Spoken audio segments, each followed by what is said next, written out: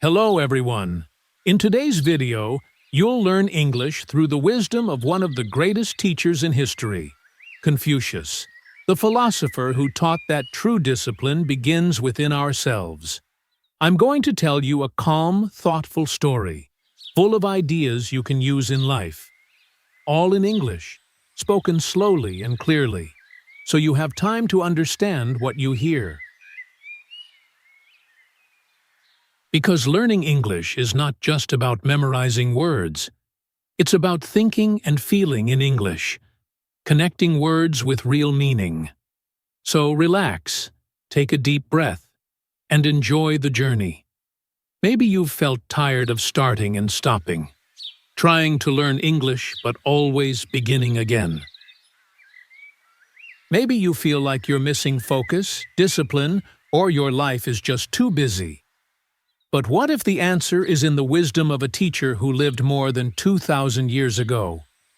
Confucius believed that peace begins with self-control, and strength comes from small, consistent habits.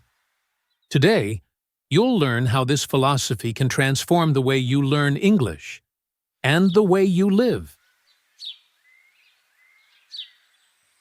And stay until the end, because after the story, I'll teach you 5 important words from today's lesson, with clear examples you can use in your everyday life. By the way, where in the world are you watching from?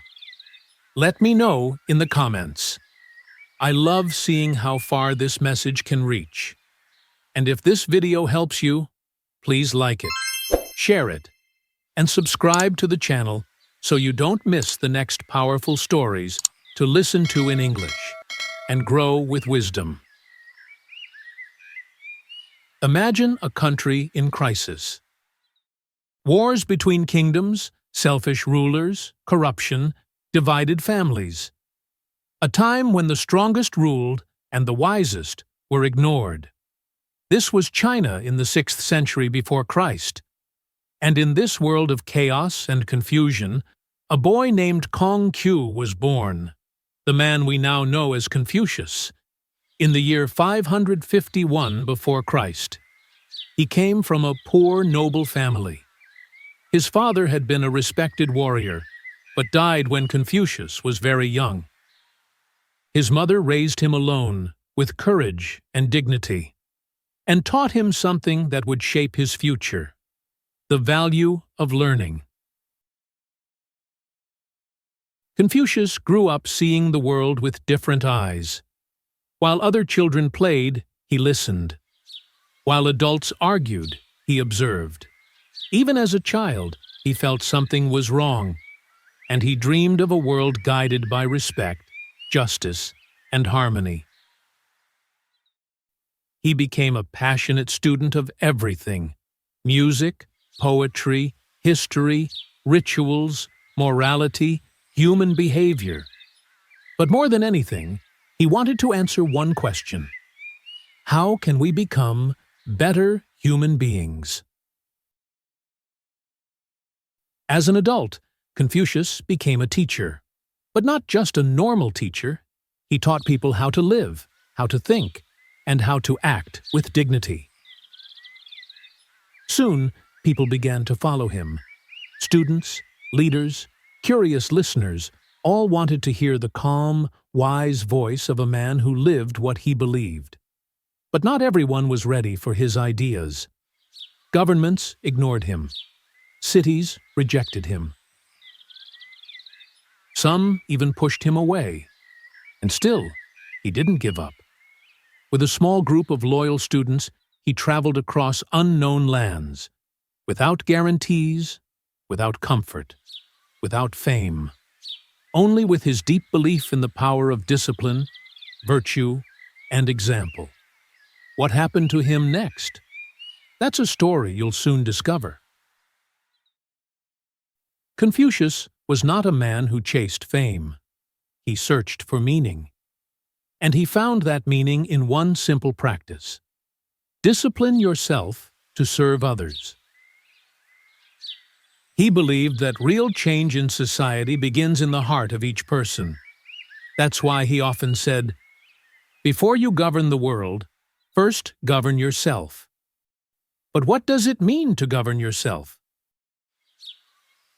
For Confucius, it meant living with virtue, acting with respect, justice, humility, and kindness every day.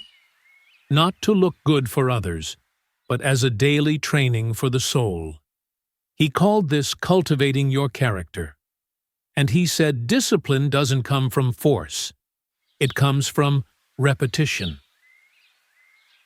Repeat good actions, repeat good words, repeat good thoughts. Our greatest glory is not in never falling, but in rising every time we fall. Confucius fell many times. He was rejected by leaders. He went through hardship, loneliness, and exhaustion. But he got up every time, because he believed that living with discipline is an act of love for life. His teachings often came back to two simple ideas: Lai Chu, meaning respect, ritual, order; Ren, meaning kindness, compassion, humanity. He taught his students to respect their parents, their teachers, and the elders, to honor their promises, to treat others with kindness, even when the world was unkind. To Confucius, being wise didn't mean knowing everything. It meant knowing enough to act well. Today, many call him the master of discipline. But Confucius saw himself as only a man trying to become a little better each day. And maybe that's the greatest lesson. Discipline is not harsh. It's care. It's consistency. It's a daily choice to be better than yesterday. You might be thinking, but Confucius lived more than 2,000 years ago. What does that have to do with my life today? The truth is, it has everything to do with it. In many countries across Asia, like China, Japan, Korea, and Vietnam, the teachings of Confucius still guide schools, families, companies, and even government decisions. But his wisdom goes far beyond borders. Today, CEOs use his principles to lead with balance. Teachers use his values to educate with respect. Athletes and monks apply his discipline to train both body and mind. Why? Because he taught something that works in any time.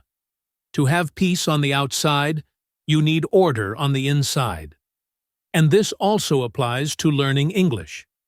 Maybe you've felt anxious, frustrated, or compared yourself to others. But Confucius would say, it doesn't matter how slowly you go, as long as you do not stop. Discipline is not about speed. It's about steady rhythm. Doing a little every day, with focus, respect, and patience. Learning a language is not about memorizing rules. It's about transformation. And Confucius knew that true transformation comes from repeating small acts of wisdom every day. So next time you feel discouraged, remember, you are not just practicing English. You're practicing virtue. And for Confucius, that was the highest form of education. Now that you've heard the story and learned from Confucius, let's review 5 powerful words. Words he himself would practice every day. Listen carefully. Repeat if you want. And then, write a sentence in the comments using one of them. Discipline. Discipline means doing the right thing, even when you don't feel like it. Example, I practice English with discipline every day. Respect. Confucius taught that every good relationship starts with respect. Example, we must show respect to others and to ourselves. Wisdom. Wisdom is not just knowing a lot. It's using what you know in the right way. Example, true wisdom is choosing peace over pride. Habit.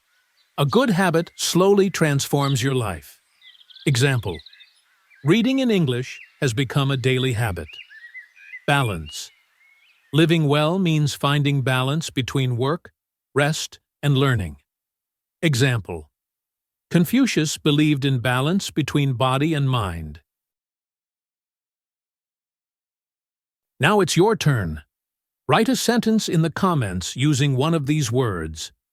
Practicing is the first step to living and thinking in English. What did you learn from Confucius today? Maybe you realized that discipline doesn't have to be harsh. It can be soft, steady, and full of purpose. Maybe you understood that learning English is also a path of inner growth. Confucius taught us that changing the world begins with changing yourself. And if you're here, listening to philosophy in English with focus and patience, you're already practicing that transformation. Now, I invite you to take action.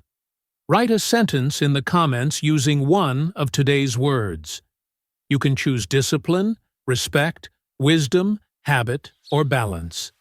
The most important thing is to practice. If this video inspired you, please like it and share it with someone who's also learning English or looking for balance in life.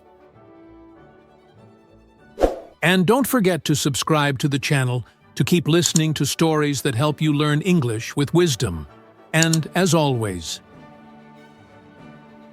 speak and think in English. Live with wisdom.